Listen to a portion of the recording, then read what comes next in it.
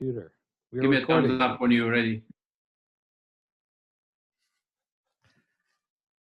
Hey everyone, welcome to this Ask Me Anything Thursday, only on LinkedIn. Today I'm here with David Nishi-Beckingham, who is the president of Ryan, or also known in the past as AAC Properties. He's a property accountant and deals with various tasks related to real estate. So last week we had someone talk about mortgages, mortgage insurance, and this is another aspect of real estate, and it's very important. People don't think about it until it comes due. So without further ado, I would like to introduce David Nishi-Beckingham to tell us a little bit about his experiences and his company, and what can he do for you. Thank you. My name is David Nishi-Beckingham. I work for Ryan, which is a property consulting firm or the tax firm. They specialize in basically liberating our clients' capital from the burden of being overtaxed to free them up to invest, grow, and thrive. So we try to make sure that people aren't being overly taxed in the property tax department. That's my specialty. I look after, in January, everyone who owns property will be getting their new property assessment notice, and that will be based on a market value of July 1st. And the object is to review that assessment and see if it's reflective of market value, or see if there's any opportunities that you can get that value lowered, because if you get that value lowered, then you will lower your overall property tax that you pay each year. Exactly. Well, 2020 has been known for 3 P's: puppies, Peloton, and properties. Properties, it is kind of my specialty, being in real estate, and there's so many taxes these days. People get a little bit overwhelmed and don't know what to do, and we're here to provide a solution. So as you know, there is a vacancy property tax, there's a provincial speculation tax, there's a BC property tax on school tax. And as David said, in January, we'll receive this amazing letter, which tells us what the tax we own. So in case people feel the taxes are not accurate of the value of the property, either residential or commercial, please watch this video, and David will give you some tips on maybe top 3 reasons you should appeal your property value or taxes. Yeah.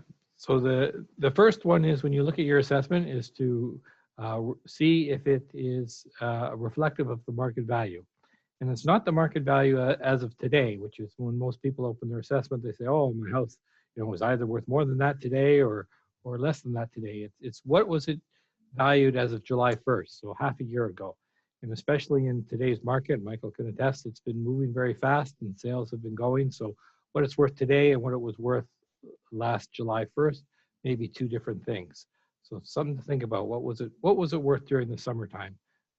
And that's kind of when we were in the heart of COVID, and I think things were starting to heat up at that point. So we're not, your values of your homes will have fluctuated quite a bit this year. It's going to be quite a different year.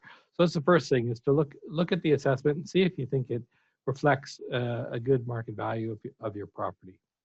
The next best thing to do is just take an inventory of your home and think about if you haven't renovated it for a long time, or it's still in its original condition. Has the properties that sold in your neighborhood been reflective of newer houses or houses that have been remodeled? And that's something that you can take a look at and see if there's room to get your assessment lowered. On your back of your assessment notice, they'll give you steps on how to appeal your assessment. And the third step, I guess, is that you can't really talk about property taxes. This is an indirect way to talk about property taxes, because you can only talk about the market value. So you can say, you may feel you're overtaxed, but you're overtaxed in relation to everyone else that has a property the same value. So you have to go look at the value of your property and see, for assessment purposes, is that reflective of the value? And that's where I come in to provide comparable to clients who consider appealing their assessment. You look at a apple-to-apple comparable on the street, which reflects the value of the property. And David together take it the next step to appeal this the tax value. So. Yeah, the appeal process is pretty straightforward. You have to file your appeal by the end of January, so it's a very tight timeline. So when you get your assessment, you can't let it sit around until you get your tax bill in June or May and June, which most people do, and then realize, oh, I'm being way overtaxed. That's too late at that point. You have to deal with it straight away in January. We have until January 31st to file the appeal. This year, the 31st falls on a Sunday, so we get an extra day, February 1st, to file the appeal. And then it's a very quick process. Sometime between February 1st and March 15th, there'll be a hearing on your property where you can present some comparables and why you think your property should be assessed at less. And you'll most likely get a written decision the first week of April. Okay. On that. Thank you so much. In closing, can you give viewers maybe a couple of situations where they feel their value is over assessed? Yeah, one of the prime areas is, especially if you're a long-time resident, you've lived on your property for over 10 years, and you're in an area that's being redeveloped. There's a special provision in the Assessment Act where you can get a lower assessment based on your current use, basically as a single-family house, as opposed to a redevelopment site like a multifamily redevelopment site, which is quite common in Vancouver. So if you lived on your property for more than 10 years, there's a couple forms to fill out and get them submitted, and your assessment can be reduced by a substantial amount usually. Mm-hmm. So last thing is you deal with the commercial properties. Can you give some example of companies you helped, well-known companies you helped to help them reduce taxes? Yeah, we deal with all the large commercial properties. The large big box stores are our clients, large warehouses are our clients, but it goes right down to small commercial sites are our clients.